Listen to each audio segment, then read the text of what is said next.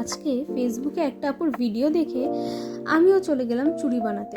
তো উনি বুদ্ধি দিয়েছিলেন এরকম যে প্লাস্টিকের যদি বোতল থাকে গোল বা স্কয়ার, সেগুলো দিয়ে আমরা চুড়ি বানাতে পারি। তো আমিও একটা সরিষার তেলের বোতল নিয়ে বসে পড়লাম দেখে। তো ওনার প্রসেস ফলো করে প্রথমে বোতলটা আমি একটা অ্যান্টি কাটার দিয়ে কেটে নিলাম।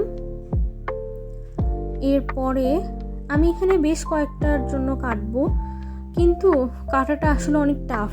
দেখে এত ইজি মনে হলো যে ইনি এত তাড়াতাড়ি কাটছে, কাটাটা এতটাও সোজা না। বোতলগুলো যথেষ্ট শক্ত হয়ে থাকে, মানে ওখানে যতটা নরম দেখিয়েছে এতটাও নরম না। তো আমি ওইভাবে ধীরে ধীরে কাটছি, এবং এটা আমি কাটতে যাই সত্যি বলতে অনেকবার অনেক আঘাত পেয়েছি। তো আমি পরে দেখছি যে এটা আসলে একদম ঠিক হয়েছে। তো আমার মনে হচ্ছে ওনার হ্যাকটা কাজে দিবে। তো আবার কাটছি, এটা আসলে কাটা একটু স্ট্রাগলিং, তাও আমি হাল ছাড়ি নাই। আমার চুড়ি যে কি পছন্দ কি বলবো। আসলে এটা আমি একজন বিশেষ কাউকে উপহার দেওয়ার জন্য বানাচ্ছিলাম। তো আমি কয়েকটা বানাবো, যেটা বেস্ট হবে আমি সেটাই তাকে দিব। তো আমি আরেকটা মাথা ওইভাবে কাটা শুরু করলাম, যেহেতু এটা একটু শেষে, আমি কোনো পার্ট বাদ দিব না। পরে ওটা বাদ দিয়ে আবার মাঝখানে চলে গেলাম, দেখলাম যে ওটা শেষে যেটা আছে ওটাকে আগে ঠিক করতে হবে। তো আমি ওটাই ভাবছি কি করে ঠিক করব। একবার মনে হচ্ছে যে ছুরি পুরাই ঠিক করি, আবার মনে হচ্ছে থাক বাদ দিয়েই দিই।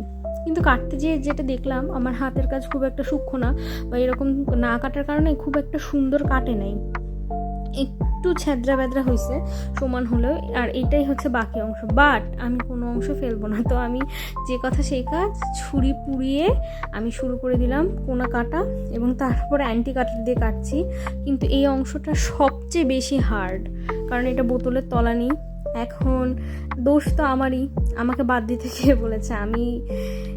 তো আমি এভাবে করার পর ওনার ভিডিও অনুসারে আয়রনের চুড়িটা ধরে যে অমসৃণটা ঠিক করতে হবে।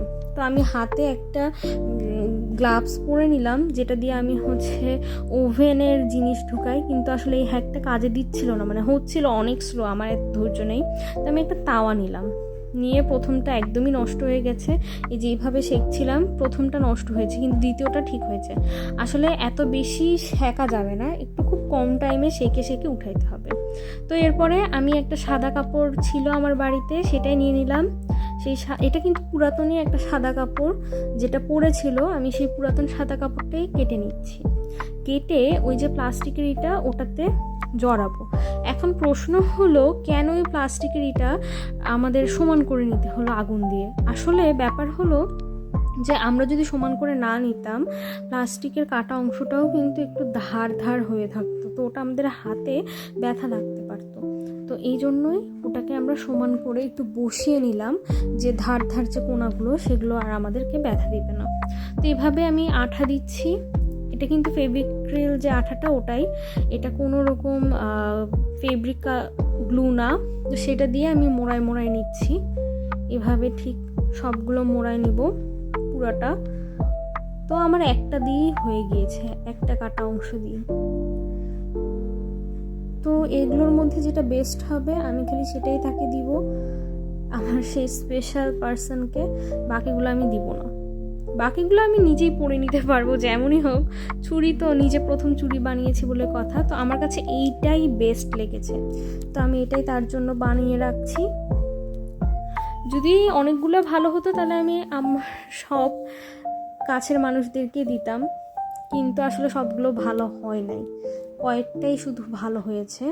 এর মধ্যে আমার সবচেয়ে পছন্দ হয়েছে দুইটা শেপ, তো আমি ওই দুইটা শেপই তাকে দিব।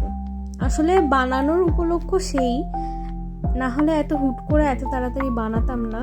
তো যাই হোক, আমার কাছে মনে হয় যে গিফট আমরা কিনে দিতেই পারি, কিন্তু নিজের হাতে বানানো যে জিনিস, সেটার মধ্যে একটা আলাদাই ভালোবাসা থাকে। যাকে দেই তার জন্য একটা আলাদা ফিলিংস থাকে, এবং সেই মানুষটা যদি কাছের মানুষ হয়, মানে আমি চেষ্টা করি তাকে অন্তত হাতের বানানো একটা দুটা হলেও কিছু দেওয়ার, মানে আমার হাতের যাতে ছোঁয়াটা থাকে। তো এইভাবে দেখছি যে গোল চুড়ি সহ এটা সহ পরলে কেমন লাগবে। আমার কাছে তো সাদার হিসেবেও অনেক ভালো লাগছে, এই যে এরকম। তো আমি গোল চুড়ি আর এটা পরে দেখছিলাম, আমার কাছে খুবই ভালো লেগেছে। তো যখন আমি একটু স্যাটিসফাইড হলাম, আমি ভাবলাম থাক, বাকিগুলো শেপ হয় নাই তো কি হয়েছে, আমি করে ফেলবো। তো আমি কেচি দিয়ে কেটে একটু কাটার চেষ্টা করলাম, হাত দিয়ে ছেঁড়ার চেষ্টা করলাম, আসলে হলো না। তখন আমি কেচি দিয়েই পুরোটা কাটলাম, কেটে যেগুলো শেপ ভালো হয় নাই সেগুলো আমি নিজের জন্য বানাচ্ছি। তো এই সেম প্রসেসিংয়ে এগুলো শেপ ভালো হয় নাই বলতে কি, গ্যাসে যখন দিয়েছিলাম বুঝতে পারি নাই, তাপটা বেশি থাকে, একটু বেশি অন্যরকম হয়ে গেছে। হোক, আমার জন্য চলবে। তো সেম প্রসেসে কিন্তু ওই আঠাটা আসলে শেষ হয়ে গেছে। তো আমার কাছে যে এমনি আঠা ছিল কাগজের, সেটা দিয়ে আমি করছি, নিজের জন্য বানাবো, ছিঁড়ে গেলেও সমস্যা নেই। তারটা তো ভালো আঠা দিয়ে করা গেছে, এটাই অনেক। তো এই যে এটা হলো, এখন এই দুটাকে আমাকে ফেলতেই হবে আসলে। আর এই আমার হাতের বিচ্ছিরি অবস্থা, হাত দিয়ে আঠাটা করে ফেলেছি, তো তাই এই অবস্থা। তো আজকে এটুকুই, এর পরের দিন কালার করে আমি শেয়ার করব।